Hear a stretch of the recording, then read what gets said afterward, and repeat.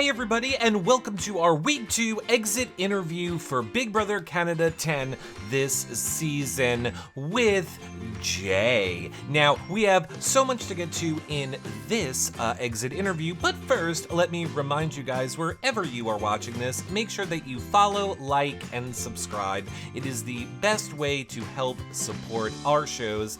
That, along with sharing the show, putting it in your favorite Facebook groups, or telling a friend, a family member, someone that you know loves BB Can, is a great way to help support all of our content. Of course, if you want to see any of our past shows that we've been covering for the past 10 years, you can check out our archived website over at yourrealityrecaps.com, as well as hellofriendspod.com for all of those podcasts that you may have missed. Now, don't forget, John and I are live on Fridays as well as Mondays talking Big Brother Canada 10. We're always watching the episodes live with you guys, so make sure that you tweet us using hashtag YRRLive. Of course, you can leave any of your questions for the evicted house guests over in our patron group, our patron Discord, or you can leave them on the tweet that I pin after each night's eviction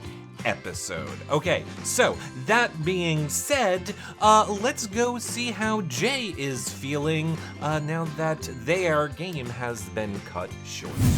Hey Jay, how are you doing? I am doing okay. I wish I wasn't at home talking to you right now. I know. Well, I just want to say that for myself, as a, gay man, I want to thank you personally for being such a great representer of the queer community this season. Thanks so much. Yeah, I think it's really great for us to be able to see people like us on such platforms. I just wish I could have taken it a little bit further, but we still got Josh. So we still got Josh and Jazz. It's true. It's true. So knowing that BB is a social game, do you feel that you could have done more to make connections week 1 when you were safe, or do you feel that you did? I for sure should have done that. And I think I did. I think I made connections with the people that I wanted to. I didn't want to really make a connection with Marty because I like not saying that we didn't have great chats. It just wasn't like a automatic click. So because of that, I didn't go straight to him. I didn't really talk to him too much about game, but I don't know if I talked too much about game to anyone, which is like maybe to my detriment. I think being safe in the first week is like a blessing and a curse all at the same time. Right. Well, let's talk about some of your game moves a little bit. Do you regret telling Kyle that he was your target before the veto? No, No? I honestly, I like the risk of those types of things. I think that it gave me an opportunity to really figure out where his head was at. Knowing that he was in an alliance when I was right. So like then he got, and I was like, I was right. You were in an alliance anyway. But I think he's very much a good player, and I had to get him off of his toes. Like I had to get him on his toes so that I could read him because he was so hard to read. Okay. We saw you say that you were, that you like drama and that you were going to stir it up in the house this week. Is there anything that you didn't do that you wish you would have done differently this week?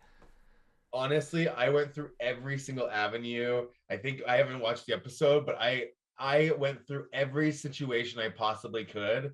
I to stay in this house this week.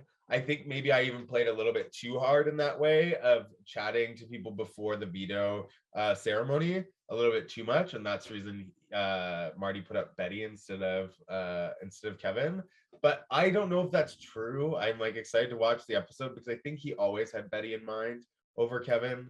But I guess we'll see. I don't think he would have taken the risk. I don't know why you would have taken the risk if Kevin's on your side. Right. But I just had fun making like my big moves were just like having conversations with people, challenging myself and staying true to my word. Okay. I mean, speaking of Kevin, we saw a little bit of friction with you in the house with people like Kevin or Kyle. Do you want to say anything about that? Do you think that you'll be friends after? Was it all just game? Like with Kyle, we both have like a beautiful way of having conversations afterwards. And like, even if things got a little bit out of hand in the house, we very much found a way of communicating, and that's what I think is amazing about him. With Kevin, Kevin is a little snake. I know it. I haven't watched the episodes yet, but I feel like he's a little snake. And but I love him, and I promised him I'd take him out to the village in Toronto, and I was just gonna get him shit faced, and hopefully we still get to do that. Okay.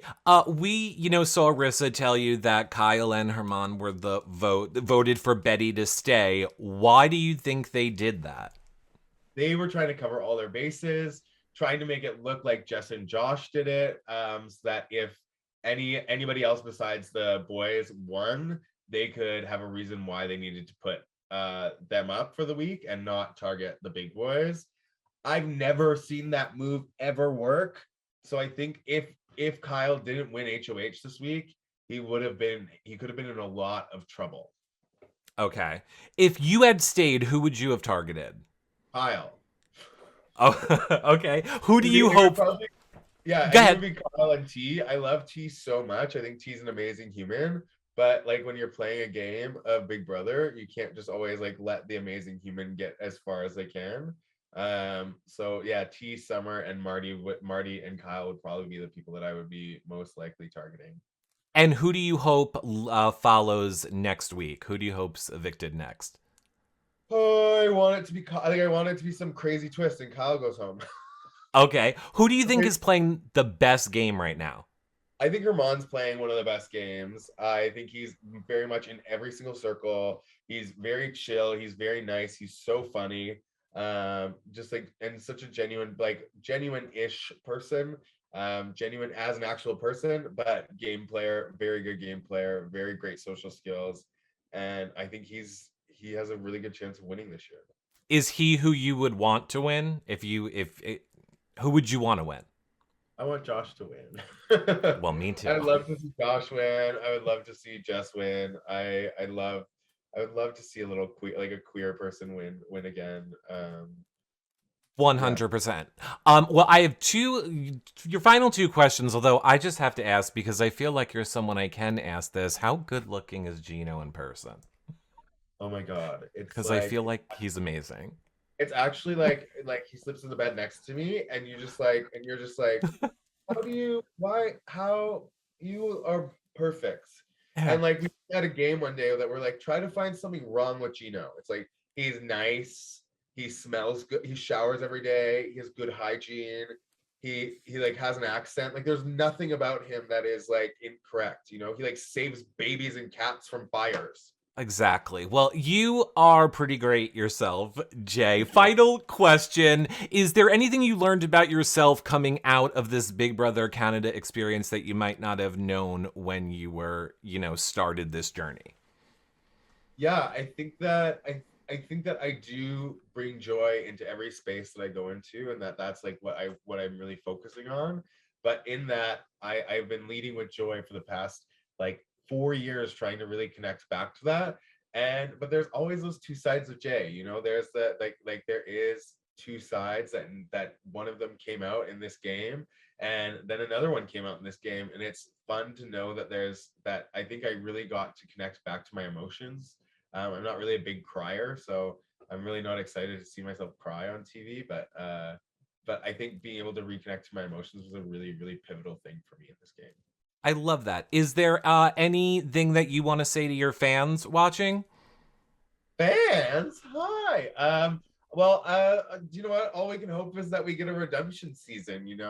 I've had such a pleasure being able to represent like an amazing, beautiful community of humans from so many different intersections. We are still growing. We are still running awareness. Our work is never done, but we can still have a lot of freaking fun. That rhymed. I nailed it, so I have to stop. Yes, you do. We will see you out in the real world. Thank you so much, Jay, for taking time to talk with us today. Absolutely, Eric. It was so beautiful talking to you. Bye-bye. Bye. Well, that about wraps up our interview for this week. Make sure that you leave your questions for the Evicted House guest every Thursday. Again, I pin it on my Twitter, Instagram.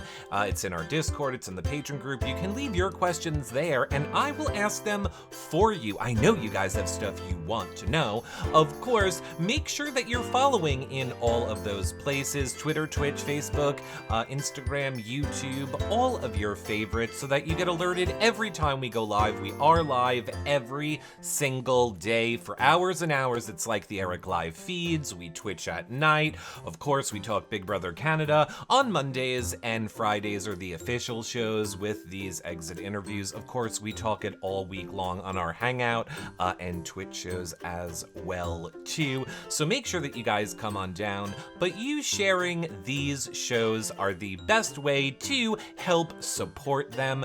We really, really appreciate it. You guys thumbsing up, leaving comments below, all of that is such a great way to help support the show. So we can never thank you all enough for doing that. It's what helps us keep bringing you shows like these. So if you missed the recap show with Comedy Jonah and I, it's in this playlist, as well as the past ones you may have missed. You can click on the buttons at the end of this video if you're watching on YouTube, or just, again, check out our socials, and make sure that you are following. We love you guys. Thank you for celebrating BB Can and 10 fun years with us. We'll see you guys all on the next show later tonight on Twitch, and bye for now, everybody. Bye, friends.